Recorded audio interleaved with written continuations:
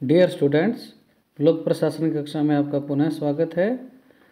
हम लोगों ने शास्त्रीय उपागम में हेनरी फेयोल के योगदान को पढ़ लिया था। इसके पश्चात आज हम शास्त्रीय उपागम में लूथर गुलिक जो हैं, ये एक चिंतक हैं, उनके योगदान के बारे में देखते हैं। लूथर गुलिक जो हैं, उनका जन्म 1882 में ओसाका में जापान में हुआ था और उन्होंने अनेक पुस्तकें और लेख लिखे हैं, जैसे administrative reflection from world war second, metropolitan problems and American ideas, modern management for the city of New York, papers on the science of administration. ये इनका लेख है, बाकी ये बुक्स हैं। तो ये इनके द्वारा कुछ लिखी गई किताबों के नाम हैं। इसके पश्चात हम इनके सिलसिलेवार जो भी योगदान है सिद्धांतों के संबंध में या कोई और अन्य मामलों में, तो उसको हम देखते हैं। फेयोल के समान हेनरी लूथर गुलिक ने भी संगठन के 10 सिद्धांत दिए हैं। और गुलिक जो हैं, उनका संबंध औपचारिक संगठन विचारधारा से है। वे शास्त्रीय विचारक माने जाते हैं। गुलिक का मानना था कि संगठन के कुछ सामान्य सिद्धांत होते हैं और इन सिद्धांतों को लागू करके हम संगठन के प्रभावशीलता में वृद्धि कर सकते हैं। शास्त्रीय विचारकों का मुख्य ध्यान क्या था? मितव्ययता और दक्षता पर था। ये हम लोग पढ़ चुके हैं। यानी कम से कम पैसे में कम से कम संसाधनों में ज़्यादा से ज़्यादा आउटपुट लेना। उनका मानना था कि प्रशासनिक जो सिद्धांत हैं, उनका पालन करके हम ज़्यादा से ज़्यादा मितव्ययता और दक्षता प्राप्त कर सकते हैं। लूथर गुलिक भी हेनरी फेयोल के द्वारा जो दिए गए प्रशासन के 14 सिद्धांतों से काफ़ी प्रभावित थे और उन्होंने अपने हिसाब से संगठन के 10 सिद्धांतों का प्रतिपादन किया। तो उसमें कुछ आपको समानताएं भी मिलेगी। यानी जो सिद्धांत फेयोल ने दिए हैं, उनको इन्होंने भी दिया है लूथर गुलिक ने, और कुछ इन्होंने अलग सिद्धांत भी दिए हैं। तो पहला सिद्धांत जो है वो है कार्य का विभाजन या विशेषीकरण। लूथर गुलिक इसके बारे में ये बताते हैं कि संगठन के 10 सिद्धांतों में गुलिक जो हैं कार्य के विभाजन या विशेषीकरण के सिद्धांत को सबसे ज़्यादा महत्व देते हैं। उनका मानना है कि कार्य का विभाजन जो है, काम का बंटवारा जो है, वो न केवल संगठन का आधार है बल्कि वो इसका कारण भी है। यानी इन कार्य के विभाजन की वजह से, काम के बंटवारे की वजह से ही संगठन पैदा होता है। तो वो इसको बड़ा महत्व देते हैं कार्य के विभाजन को। अन्य जो शास्त्रीय विचारक हैं जिनके बारे में हम लोगों ने नाम पढ़े थे, वो भी कार्य के विभाजन को बड़ा महत्वपूर्ण सिद्धांत मानते हैं। कार्य के विभाजन का मतलब ये है कि कार्य को सबसे पहले छोटे छोटे भागों में बांटा जाए और प्रत्येक भाग का कार्य विशिष्ट व्यक्ति ही करे। वो कार्य का विभाजन या विशेषीकरण। काम को बांटना और भागों में बांटना और हर भाग को एक विशेष व्यक्ति के द्वारा किया जाना।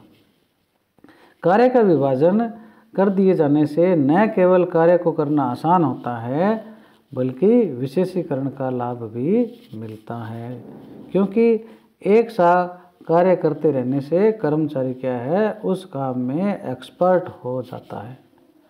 तो इस प्रकार से कार्य का विभाजन या विशेषीकरण संगठन का एक महत्वपूर्ण सिद्धांत है। दूसरा जो है उनके अनुसार वो है विभागीय संगठनों के आधार। इसके लिए उन्होंने 4 आधार बताए थे, जिनको हम कहते हैं 4P। पर्पज अर्थात उद्देश्य, प्रोसेस अर्थात प्रक्रिया, पर्सन अर्थात व्यक्ति, प्लेस अर्थात स्थान। Purpose, process, person, place, 4P। आइए इसे देखते हैं क्या है। गुलिक संगठन का दूसरा सिद्धांत विभागीय संगठनों के आधार के रूप में पहचानते हैं।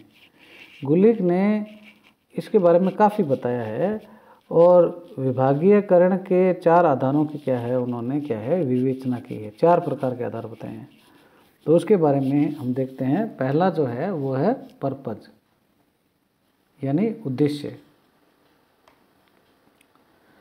गुलिक के अनुसार ये पहला आधार है विभागीकरण का। यानी हम संगठन को बांटेंगे तो सही, पर बांटने के आधार भी तो होने चाहिए। पहला तो हमने पढ़ लिया कार्य का विभाजन या विशेषीकरण, यानी संगठन कार्य को बांटना है, संगठन को बांटना है। तो कार्य का जो बंटवारा है, या हम कह सकते हैं जो संगठन बनाने के जो आधार हैं, तो वो 4 आधार बताए इन्होंने। पहला बताया इन्होंने पर्पज, उद्देश्य। तो ये क्या है, विभागीकरण का क्या है, पहला आधार है। यहाँ संगठन को सर्वप्रथम अपने मुख्य कार्यों और लक्ष्यों की क्या है, पहचान करनी होती है। यानी पर्पज, उद्देश्य या लक्ष्यों को क्या है, पहले पहचाना जाता है और फिर प्रत्येक कार्य के लिए क्या है, पृथक विभाग की स्थापना की जाती है।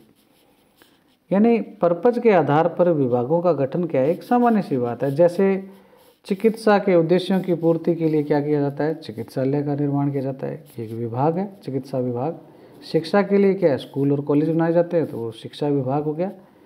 इस प्रकार जब प्रयोजन या उद्देश्य के आधार पर विभाग का गठन किया जाता है तो गुलिक के अनुसार समन्वय की जो स्थापना है, कोऑर्डिनेशन जो है, क्योंकि वो वहाँ शिक्षा संबंधी सारी गतिविधियाँ होगी, तो उससे क्या है, समन्वय क्या हो जाएगा, आसान हो जाएगा और खर्चा भी क्या हो जाएगा, कम हो जाएगा, नुकसान भी क्या है, कम होंगे।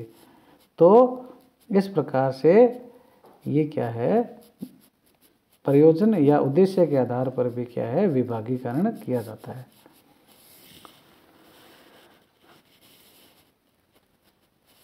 दूसरा आता है प्रोसेस, प्रक्रिया।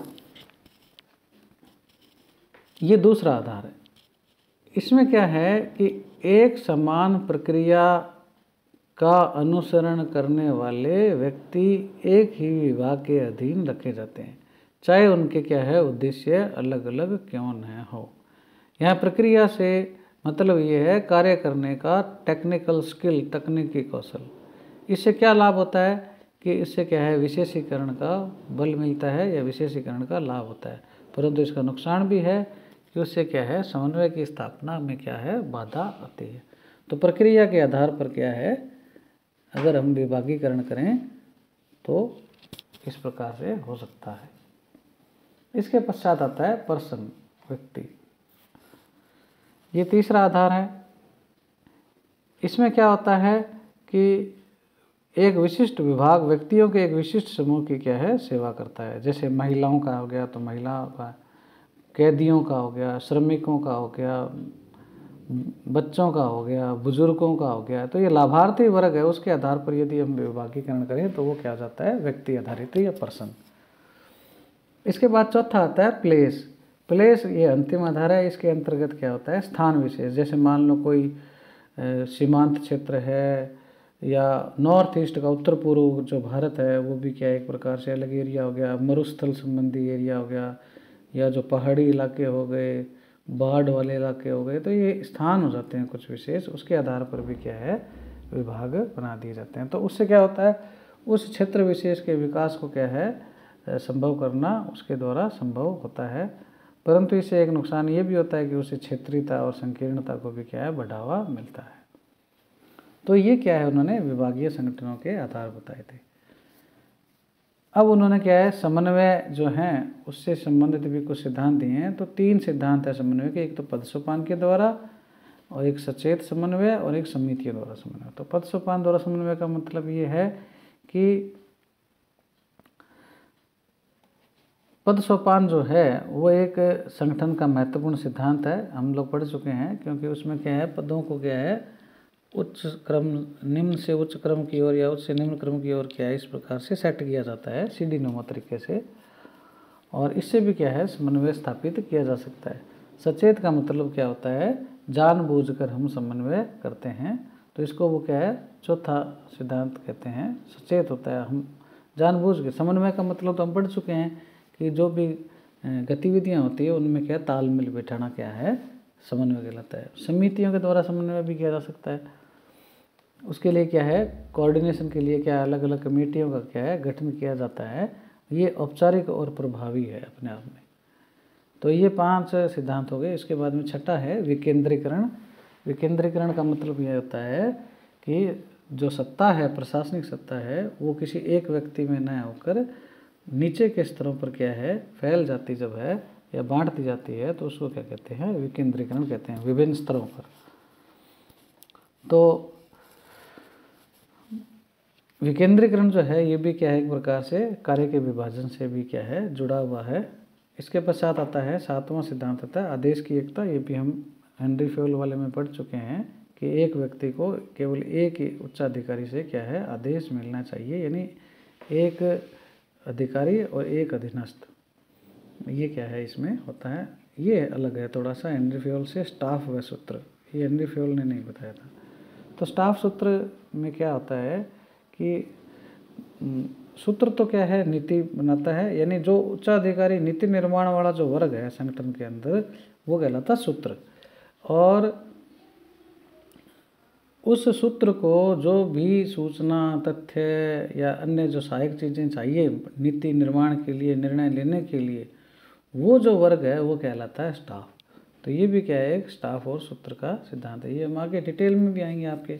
इसके बाद आता है डेलीगेशन, प्रत्यायोजन। प्रत्यायोजन का मतलब ये होता है कि सत्ता जो है उसको उच्चाधिकारी के द्वारा अपने नीचे के अधिकारी को सौंपना, यानी काम करने की। जैसे मान लीजिए कोई अधिकारी है, उसके पास बहुत ज़्यादा वर्कलोड है और उसके पास इतना समय भी नहीं है, लेकिन उसके पास जिम्मेदारी है काम करने की, तो वो क्या करता है अपने नीचे के अधिकारी को क्या है पावर दे देता है कि आप इस काम को कर दो। तो उसको वो पावर दे देता है। तो ये जो पावर देने का प्रक्रिया जो है नीचे के लेवल पर वो कहलाती है प्रत्यायोजन, डेलीगेशन। तो डेलीगेशन भी बड़ा महत्वपूर्ण सिद्धांत है। इसके बाद आता है नियंत्रण का क्षेत्र, स्पान ऑफ कंट्रोल। इसका मतलब ये है कि कोई एक अधिकारी जो है वो कितने व्यक्तियों को क्या है नियंत्रित, निर्देशित या पर्यवेक्षित कर सकता है एक ही समय में, उसको कहते हैं स्पान ऑफ कंट्रोल, नियंत्रण का क्षेत्र। तो जितना ज़्यादा विस्तार होगा उतना कंट्रोल ढीला भी हो जाएगा। तो इसलिए छोटा नियंत्रण का क्षेत्र ज़्यादा नियंत्रण को प्रभावी करता है। तो ये इन्होंने क्या है संगठन के 10 सिद्धांत बताए थे। इसके बाद में हम आगे इनके द्वारा जो पोस्ट कोरम की अवधारणा है, कार्यपालिका के जो कार्य है उनके बारे में पढ़ेंगे।